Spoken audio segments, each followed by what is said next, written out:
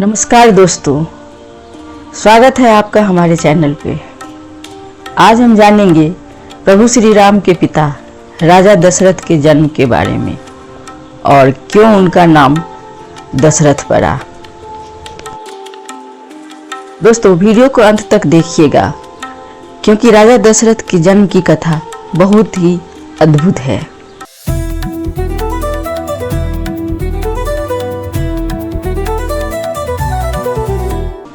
पौराणिक धर्म ग्रंथों के आधार पर बताया जाता है कि एक बार राजा अज, जो राजा दशरथ के पिता थे, दोपहर के समय में वंदना कर रहे थे। उसी समय लंकापति रावण उनसे युद्ध करने के लिए आया और दूर से ही उनकी वंदना करना देख रहा था। राजा अज ने भगवान शिव की वंदना की और जल आगे अर्पित करने की जगह पीछे फेंक दिया।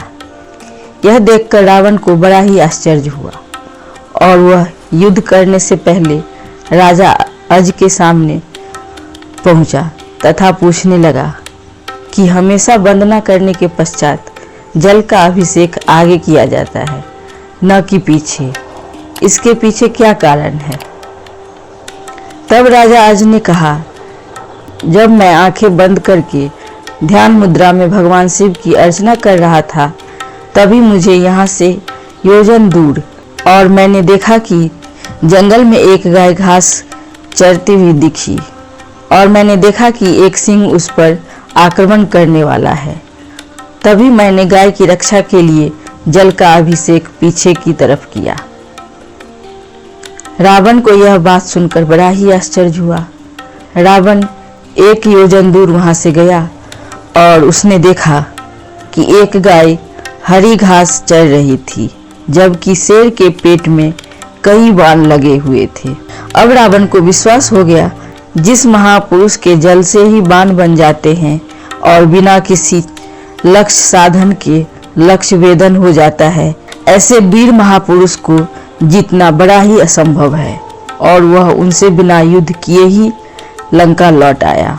इसी तरह भ्रमण करने के लिए गए थे तो उन्हें एक बहुत ही सुंदर सरोवर दिखाई दिया। उस सरोवर में एक कमल का फूल था जो अति सुंदर प्रतीत हो रहा था।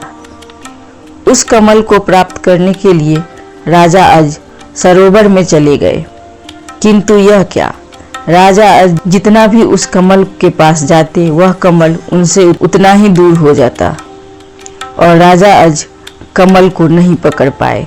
अंततः आकाशवाणी हुई कि हे राजन, आप निसंतान हैं, आप इस कमल के योग्य नहीं हैं। इस भविष्यवाणी या आकाशवाणी ने राजा अज के हृदय को एक भयंकर आघात किया। राजा अज अपने महल लौटकर आए और चिंताग्रस्त रहने लगे, क्योंकि उन्हें संतान नहीं था, जबकि वह भगवान शिव के परम भक्त थे। भगवान शिव ने उनकी इस चिंता को ध्यान में लिया और उन्होंने धर्मराज को बुलाया और कहा कि तुम किसी ब्राह्मण को अयोध्या नगरी पहुंचाओ, जिससे राजा अज को संतान की प्राप्ति के आसार हों। तब धर्मराज दूर पार एक गरीब ब्राह्मण और ब्राह्मणी, जो सरयू नदी के किनारे कुटिया बनाकर रह रहे थे, उनको राजा अज के दरबार में भेजा और वह ब्राह्मण राजा अज के दरबार में अपनी दुर्दशा का जिक्र कर भिक्षा मांगने लगा।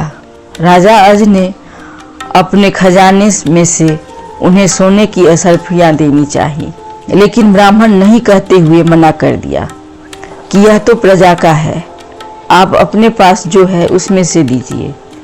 तब राजा अज ने अपने गले का हार उतार कर ब्राह्मण को देना चाहा, किंतु ब्राह्मण ने फिर से मना कर दिया कि यह भी प्रजा की ही संपत्ति है।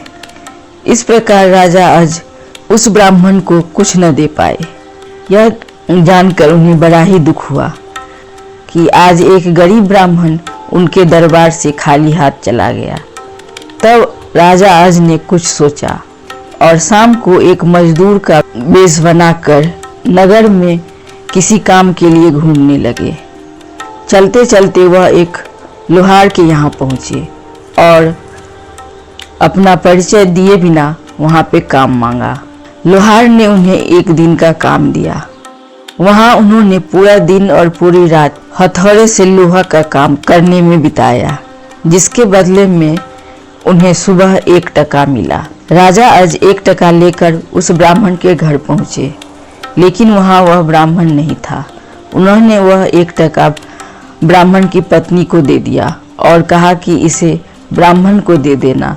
जब ब्राह्मण आया तो ब्राह्मण की पत्नी ने वह टका ब्राह्मण को दे दिया और फिर ब्राह्मण ने उस टके को जमीन पर फेंक दिया। तभी एक आश्चर्यजनक घटना हुई। ब्राह्मण ने जहाँ वह टका फेंका था वहाँ गड्ढा हो गया। ब्राह्मण ने उस गड्ढे को और खोदा। उसमें से सोने का एक रथ निकला तथा आसमान में चला गया। इसके पश्चात ब्राह्मण ने और खोदा तो दूसरा सोने का रथ निकला और वह भी आसमान की तरफ चला गया। इस प्रकार से 9 सोने के रथ निकले और आसमान की तरफ चले गए। और जब 10वें रथ निकला तो उस पर एक बालक था और वह रथ जमीन पर आकर ठहर गया। ब्राह्मण उस बालक को लेकर और उस रथ को लेकर राजा अज के दरबार में पहुंचा और कहा, हे राजन, इस पुत्र को स्वीकार कीजिए। यह आपका ही पुत्र है जो 1 टका से उत्पन्न हुआ है। इसके साथ में सोने के 9 रथ निकले थे जो आसमान में चले गए, जबकि यह बालक 10वें रथ से निकला। इसलिए इसका नाम दशरथ होगा और यह रथ तथा पुत्र अब आपका हुआ। तो इस प्रकार राजा दशरथ का जन्म हुआ और उनका नाम दशरथ पड़ा।